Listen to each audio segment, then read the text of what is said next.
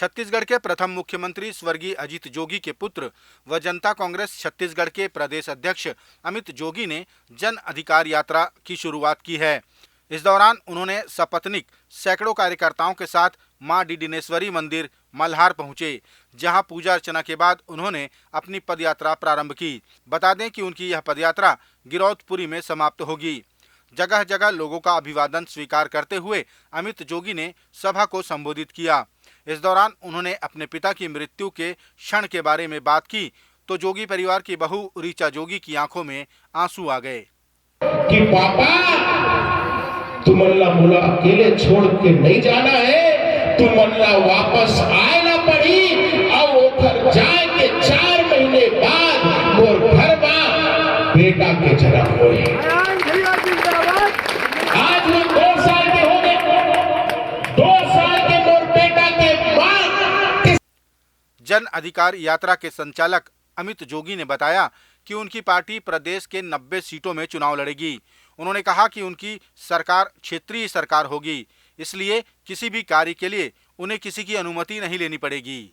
19 साल हो गए, सरकार वही है, बस फोटो बदल जाता है। पहले रमन सिंह जी का फोटो था, अब भूपेश बघेल का फोटो है। लेकिन दोनों ही दल चुनाव के पहले तो बड़े बड़े वादे करते हैं, घोषणाएं करते हैं, जैसे ही सरकार में आते हैं सब भूल जाते हैं। आपस में कौन ज्यादा भ्रष्टाचार करेगा, कौन ज्यादा वादा खिलाफी करेगा, प्रतियोगिताएं होती हैं। अब बाकी सब राज्यों में जब क्षेत्रीय दलों की सरकारें आ गई हैं तो इस बार छत्तीसगढ़ की जनता ने भी देख लिया है, हमने दोनों पार्टियों को मौका दे दिया।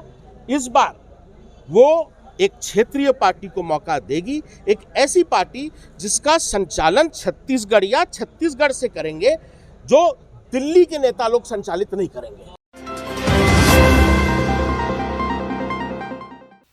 भारतीय जनता पार्टी के नेता व पूर्व IAS OP चौधरी ने आरोप लगाया कि इस सरकार ने आनन फानन में PSC की वैकेंसी जारी की। इसमें उन्होंने षड्यंत्र होने की बात कही।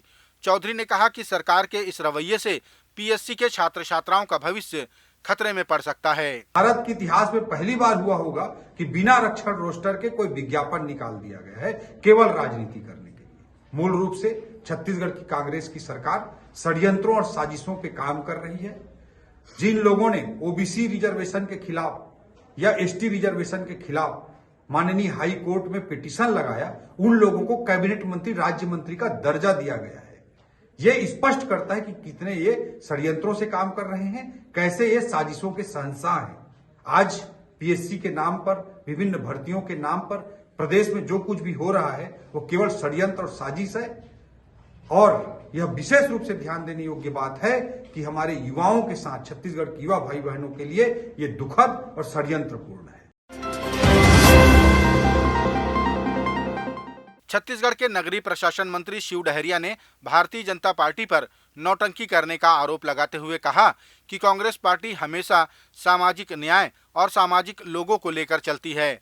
आरक्षण पर बोलते हुए उन्होंने कहा कि विसंगतियों को सुधार लिया गया है और जनसंख्या के आधार पर लाभ दिया जा रहा है। नौटंकी करने का काम तो भारतीय जनता पार्टी करती है। कांग्रेस पार्टी हमेशा सामाजिक न्याय और सामाजिक लोगों को लेके चलने का काम करती है। जिसकी जितनी जनसंख्या है उस आधार पर आरक्षण मिलना चाहिए और उसी अनुरूप कल कैबिनेट में निर्णय हो गया। उसके लिए हम सत्र बुला रहे हैं और उस पर कार्रवाई करेंगे। आरक्षण में जिस तरह के बदलाव हुआ, अनुसूचित जाति का काट के 16 से 12 कर दिया गया था और जिस तरह से विवादित निर्णय हुआ था उसको आज हमारे माननीय मुख्यमंत्री जी के नेतृत्व में सुधार लिया गया है। छत्तीसगढ़ के पूर्व मुख्यमंत्री स्वर्गीय अजीत जोगी की बहू पर जाति मामले को लेकर दर्ज FIR पर बोलते हुए ऋचा जोगी ने कहा कि अब उनकी पार्टी मैदान में उतर चुकी है, इसीलिए सरकार को डर लगने लगा है। इन दिनों ऋचा अपने पति अमित जोगी के साथ उनके जन अधिकार यात्रा में शामिल हैं और लगातार पदयात्रा कर रही हैं। वही मुझे भी समझ में नहीं आया कि मुझे रोकने की क्यों, इन लोग डर गए हैं। सरकार जो है भयभीत है बहुत ज्यादा। न्यायधानी बिलासपुर के बंधवा पारा में पिछले 20 वर्षों से संचालित देशी शराब भट्टी को हटाए जाने के लिए महिलाएं अनिश्चितकालीन धरने पर बैठ गई हैं। गौरतलब है कि वार्ड नंबर 63 और 65 के अंतर्गत आने वाली इस शराब भट्टी के आसपास स्कूल और मंदिर हैं, जहां महिलाएं और बालिकाओं की आवाजाही रहती है।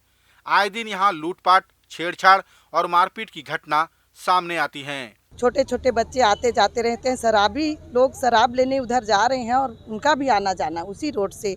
तो सोचिए अगर कुछ घटना हो सकता है यहाँ पे तो क्या होगा बताइए। आज ऐसा स्थिति है कि माँ बाप को ड्यूटी करना पड़ रहा है यहाँ पे कि बच्चों को लाना और ले जाना।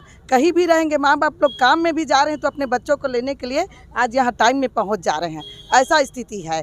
हम लोग रात में आज बैठे हैं ना तो और देखें कि यहाँ का स्थिति इतना खराब है कि मैं आपको बता नहीं सकती। महिलाओं ने बताया कि कई बार इस संबंध में उन्होंने शासन को अवगत कराया, लेकिन कोई कार्रवाई नहीं की गई। लेकिन उनको नहीं दिखाई दिया। आज हम लोग मजबूर होकर यहाँ भूख हड़ताल में बैठे हैं, लेकिन कोई संज्ञान नहीं हो रहा है, ना कोई कार्रवाई नहीं हो रहा है। क्या उनको नहीं दिख रहा? पेपर में, न्यूज में सभी आ रहा है, फिर भी पेपर में क्या बोल रहे हैं कि आज तक हमको कुछ पता ही नहीं है। अगर नजदीक में शराब दुकान है तो बिल्कुल भी हट जाए, नजदीक में स्कूल है तो बिल्कुल भी शराब दुकान हट जाएगा, ऐसा बोल रहे हैं। क्या उनको नहीं दिख रहा है इतना बड़ा ड्रीमलैंड स्कूल है? ये बोल रहे हैं पेपर में। हमको आज तक कोई भी शिकायत नहीं हुआ। कितना बार जा चुके हैं, 2021 में गए थे, अभी हम लोग गए थे 2022 में, तो कितना बार उनको आवेदन चाहिए वो बताएं। महिलाओं के साथ इस आंदोलन में आम आदमी पार्टी भी समर्थन में उतर गई है और महिला विंग की उज्ज्वला कराड़े भी धरने में शामिल हैं। और सरकार के लिए शर्म की बात है कि माँ बहनों को बाहर निकल के रोड पे बैठना पड़ रहा है एक मांग के लिए। सिर्फ और सिर्फ एक मांग है कि अगर स्कूल के सामने एक भट्टी है तो वो बंद हो जाए। यहाँ पे पूरी कॉलोनी के बीच में एक भट्टी है, वो बंद हो। भट्टी से सिर्फ लड़कियाँ और महिलाओं को प्रॉब्लम नहीं होती है, इससे सारे क्राइम बढ़ते हैं, इससे गुंडागर्दी बढ़ती है, चाकूमारी बढ़ती है, इससे लूट बढ़ता है, अवैध रूप से बिक्री भी हो रही है यहाँ पे शराब की। छत्तीसगढ़ के मुख्यमंत्री भूपेश बघेल द्वारा ईडी के खिलाफ दिए गए बयान पर बोलते हुए विधायक सौरभ सिंह ने इसे दुर्भाग्यजनक बताया। उन्होंने कहा कि ईडी को लेकर मुख्यमंत्री अलग अलग बयानबाजी करते हैं जो न्याय संगत नहीं है। बड़ा दुर्भाग्यपूर्ण बयान आज माननीय मुख्यमंत्री जी का आया है। पहले वो ईडी में शिकायत करते हैं और आग्रह करते हैं कि ईडी कार्रवाई करे, फिर उसके बाद ईडी की कार्यशैली पर फिर से प्रश्न चिन्ह लगाते हैं। जो लोग छत्तीसगढ़ के को लूटने का काम किए हैं उनके खिलाफ क्यों नहीं कार्रवाई हुई? और अगर आज मुख्यमंत्री के नज़दीकी लोगों के ऊपर, जो उनके आसपास के रहने वाले लोग हैं, उन पर अगर कार्रवाई हो रही है, इतना मुख्यमंत्री जी को कष्ट क्यों हो रहा है? कानून को अपना काम करने दें, और कानून जो काम कर रहा है वो सही काम कर रहा है, उसमें इनकी तकलीफ की क्या बात है?